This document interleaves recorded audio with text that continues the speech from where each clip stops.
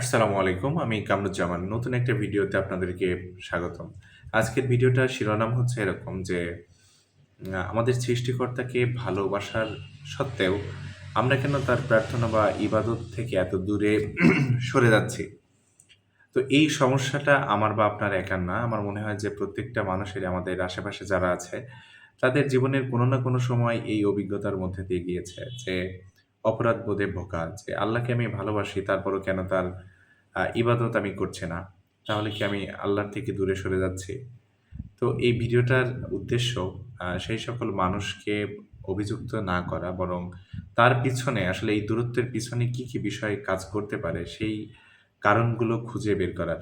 তো বেশ কিছুদিন থেকে এই সমস্যাটা নিয়ে আসলে ভাবছিলাম যে, কেন আমি এরকমটা করছি? কারণ আমার যতটুকু মনে পড়ে, একটা সময় আমি বেশ নামাজ কালাম পড়তাম।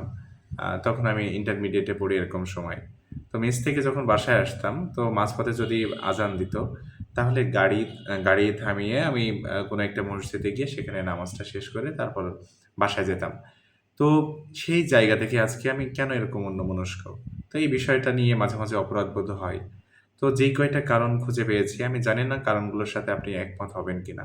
তারপরও কারণগুলো বলি, আপনি যদি একমত না হন বা বিরুদ্ধে কোনো মন্তব্য থাকে তাহলে অবশ্যই কমেন্ট বক্সে জানানোর অনুরোধ থাকবে। ১ম কারণটা হচ্ছে আল্লাহকে ভুলভাবে চেনা।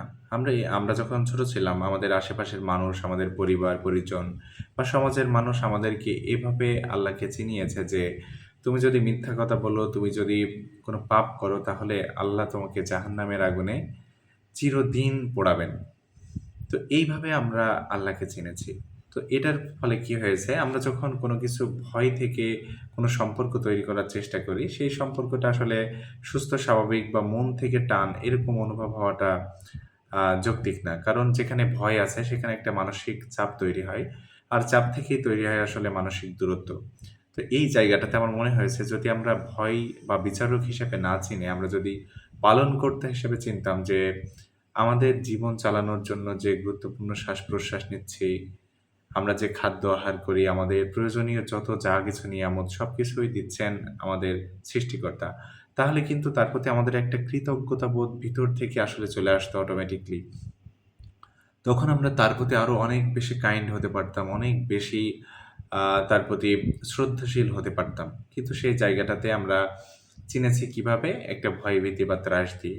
তো এই জায়গাটাতে একটা সমস্যা হতে পারে। ৩য় কারণ হচ্ছে আ মনোযোগের সমস্যা। এই বিষয়টা আমি একটু ভিন্নভাবে বলব যে, আপনি মনে করেন আপনি একটা রুমে আছেন। আপনার পাশের রুমে আছে আপনার প্রিয় একজন মানুষ যে আপনার সাথে কথা বলতে চাইছে বা আপনাকে ডাকছে। এখন আপনার আশেপাশে এত পরিমাণ শব্দ, হর্ন, Facebook এ রিল চলছে, কেউ ভিডিও বানাচ্ছে, গান শুনছে। তো এত ডিস্ট্রাকশন এর মধ্যে আপনি তার ডাকে সাড়া দিতে পারছেন না পারফেক্টলি।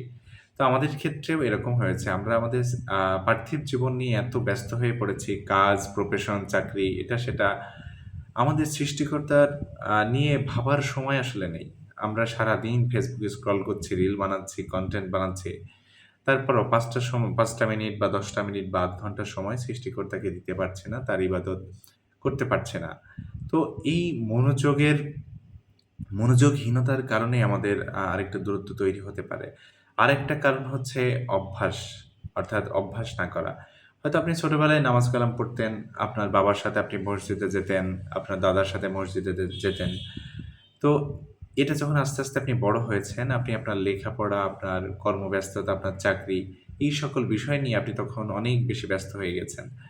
তখন আপনার এই অভ্যাসটা আস্তে আস্তে মলিন হয়ে গিয়েছে।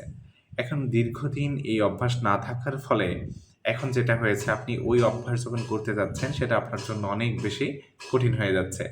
তো মনোবিজ্ঞানে একটা কথা আছে যে আমাদের অভ্যাস আমাদের পরিচালক। অর্থাৎ আমাদের অভ্যাসই আমাদের পরিচালিত করে।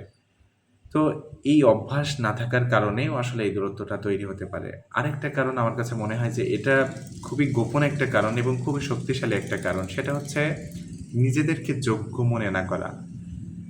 আ এটা এভাবে বলব যে আপনি প্রত্যেকটা মানুষ তার নিজের কাছে কখনো না কখনো অপরাধী ফিল করে।